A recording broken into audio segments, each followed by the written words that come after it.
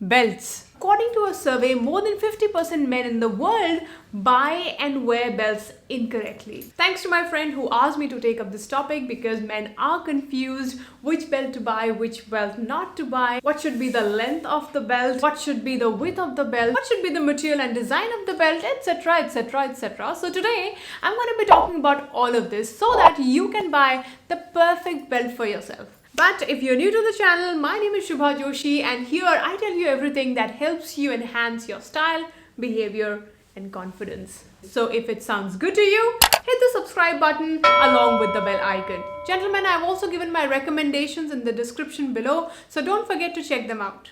By the way, I will also be announcing the name of the winner who has won the contest that I had rolled out last week. So stay tuned till the end. You never know, it may be you.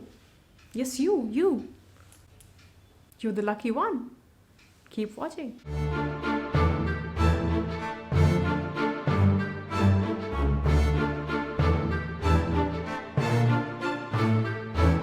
Number one, what should be the length of the belt?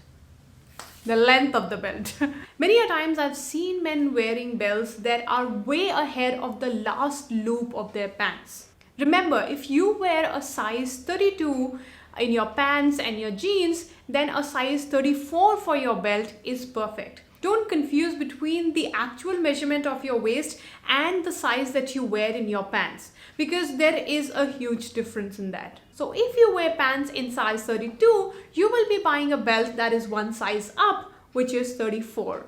And if you wear pants in size 34, your belt size should be, that's right, 36. You got it. Good job. The second thing that you have to keep in mind while buying a belt is the width of the belt. Belts that are 1.25 to 1.5 inches wide are considered as dress belts that will complement your formals, whereas belts that are beyond 1.5 inches up to 1.75 inches are your casual belts, which will complement your casual outfits. And belts that are below 1.25 inches are ladies' belts, so stay clear of these. The third thing is the gig line, which often men ignore. Now, what is a gig line? A gig line is an imaginary line that starts from the shirt placket towards the vertical line of the buckle, extending towards the trouser seam. So when you're dressing up, look into the mirror to check if your shirt placket, the edge of your buckle and your trouser seam are aligned with the gig line. Are you liking the video?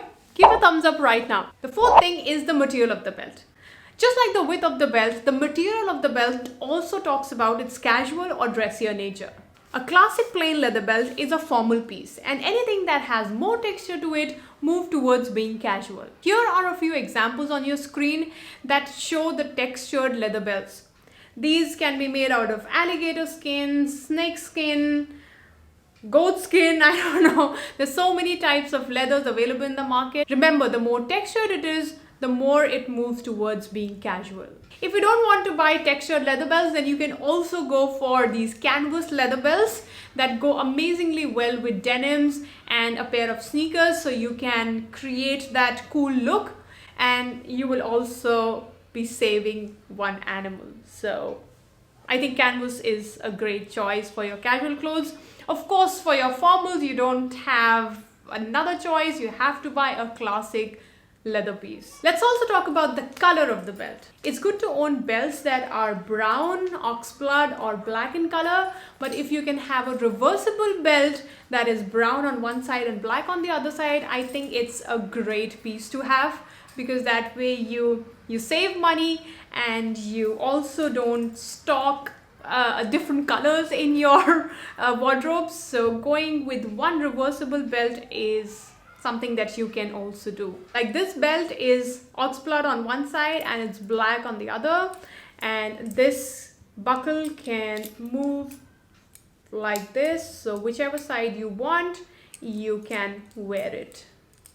Black, brown and oxblood are the colors that you can keep for your formals, and for your casuals, you can wear a belt that's more colorful, maybe a combination of green stripes with red stripes or blue with yellow stripes. And if you want to keep it simple and subtle, then you can even have something like this, which is a combination of navy blue and beige. The next important thing is the buckle of the belt. So this is a traditional buckle, as you can see, and it has a single prong.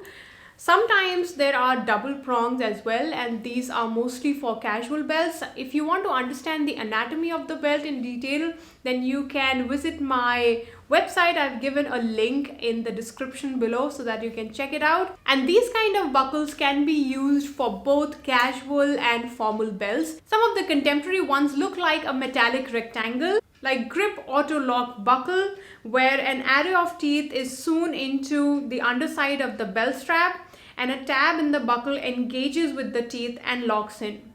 There's another one which is called the auto press buckle, where the buckle itself has a lock mechanism which can be used to adjust the required fit. And both these belts can be used as formal pieces. Big buckles and military buckles like these are usually for casual wear. You cannot wear it with your professional wear. It doesn't go with that. Also, avoid wearing too big buckles, because even though you can wear it with your casual outfits, you would look like a wrestler, and I'm sure you don't want to look like that. So you can avoid buying those kind of buckles. Whether you go with the traditional or the contemporary buckle style, just make sure that it's sober and it's classy. And now it's time for me to announce the winner of the last week's contest, where I had asked you how many times have I said the word amazing in my video 8 winter must-haves for men. And out of these chits, I'm going to choose one. Okay, so these people had given the correct answers, so I'm going to pick one, and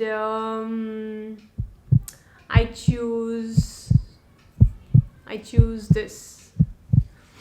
And let me see,